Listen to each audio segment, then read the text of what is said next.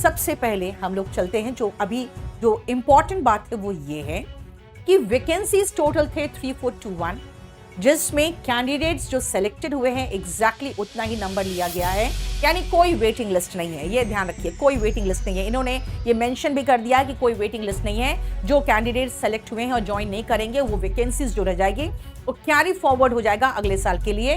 इसीलिए आपने देखा है कि कैंडिडेट्स जो रिकमेंडेड है, एक्चुअली जितना वैकेंसी है उतना ही कैंडिडेट्स रिकमेंड हुए हैं।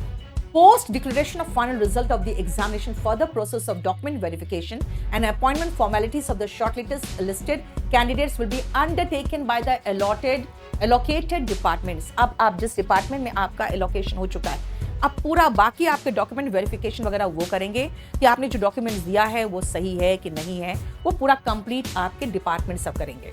If a candidate does not receive any correspondence from the concerned allocated user department 6 महीने के अंदर from declaration of the final result, he or she must communicate immediately thereafter with the concerned department. जो भी department में हो आपका selection हुआ है, अगर आपको 6 महीने के अंदर नहीं आता है, कुछ भी जानकारी नहीं होती, तुरंत आप उनसे संपर्क करिए। और अब कमीशन किसी भी तरह के कोई कॉरेस्पॉन्डेंस आपसे नहीं करेगा।